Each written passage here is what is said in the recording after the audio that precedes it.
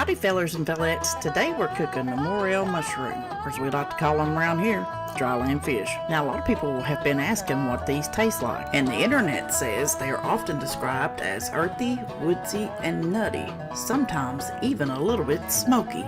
As far as texture is concerned, they are often described as meaty.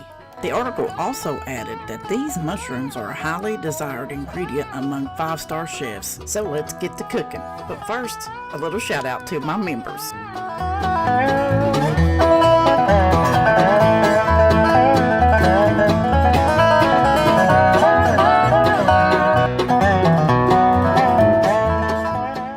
So the first thing you want to do is get you a big old bowl of cold water.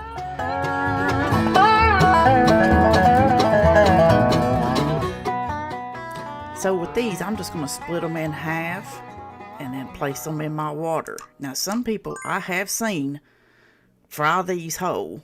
I never do that, and I'm going to show you why here in just a second.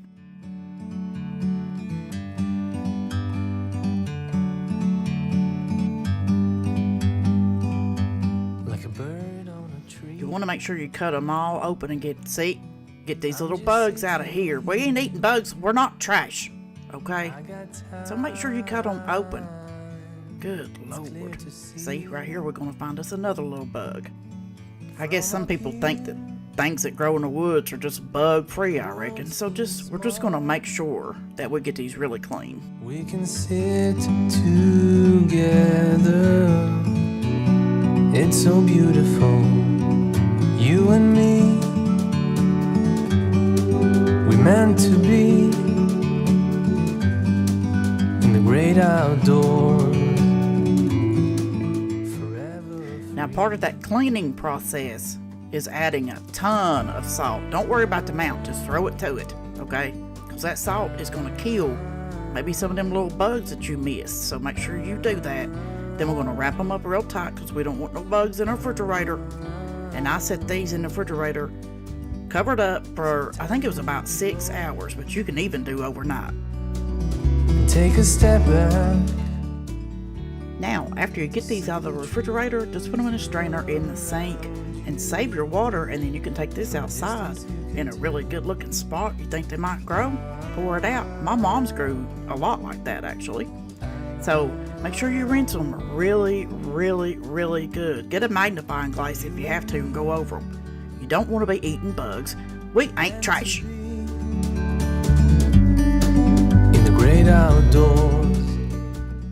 Now the next step for me is I lay out a clean paper towel and then I place all my mushrooms on them in one layer.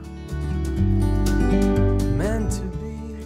And then I take another clean paper towel and kind of gently, you don't want to just beat on them, gently press down on them to get the excess water off. You want them really good and crispy, and this seems to help with that.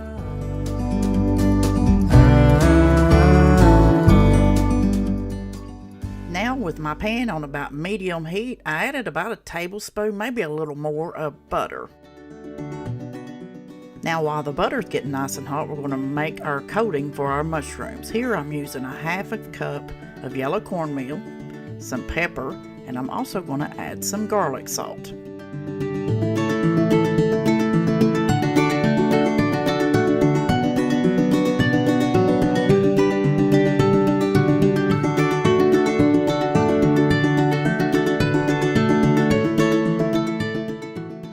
Now our butter is good and hot, and I forgot to tell you, and so I had to add some olive oil to it. I forgot, make sure you do that. And then just throw your mushrooms, after you get them all dried, and just throw them in there and just smush them around like this right here.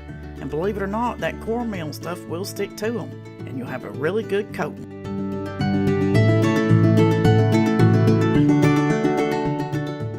Now make sure your pan is good and hot and add your mushrooms to it so they'll be good and crispy. Don't overcrowd your pan. Just do one layer. Unless you like them soggy, and then just dump them in there.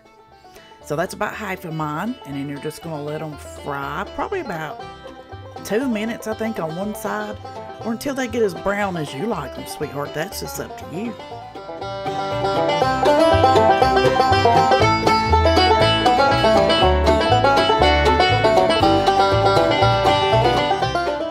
Now after they're browned on that one side, go ahead and turn them over. I used a fork because you do kind of have to be a little gentle with these.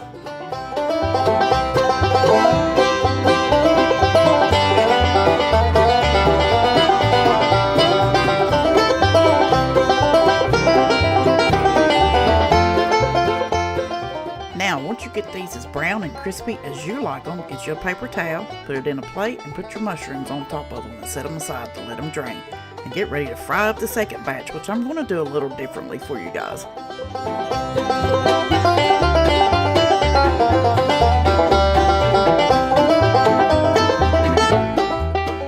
So, to your pan, add you some butter, and this time we're going to add some garlic. I think I used about a half a teaspoon of garlic. Throw that in there and let it cook a little bit until you can start smelling that garlic.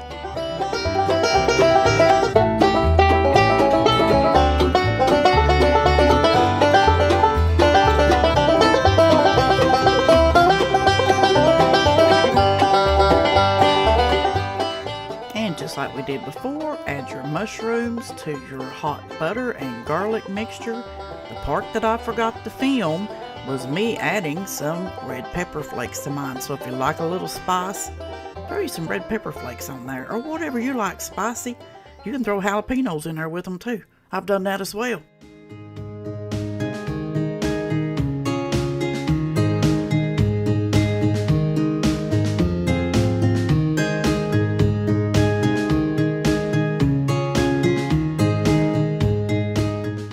After about 2 to 3 minutes on one side, go ahead and flip them over. And as you can see right here, I've got the red pepper flakes on there, but I cannot find that footage for the life of me. I don't know what I did with it.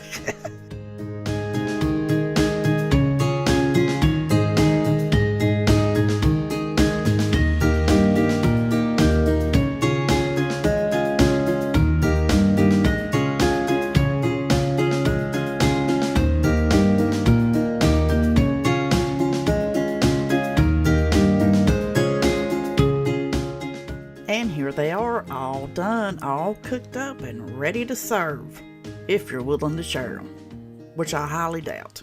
These are so good, y'all. It might not look like the best thing in the world, but to me they are. They're a delicacy here.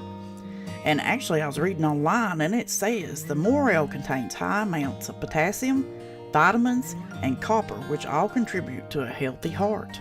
It also says that morels are rich in magnesium, potassium, manganese, zinc, phosphorus, and iron. Morels can be used to treat anemia and increase the potential for optimal brain function. No wonder I'm such a smart ass. I'm just eating them with my hands because fellers, ain't nothing tastes no better. Oh my God. Tastes just like fried fish. That's why they call them dry lane fish. Thanks for watching. Double guns, bitch.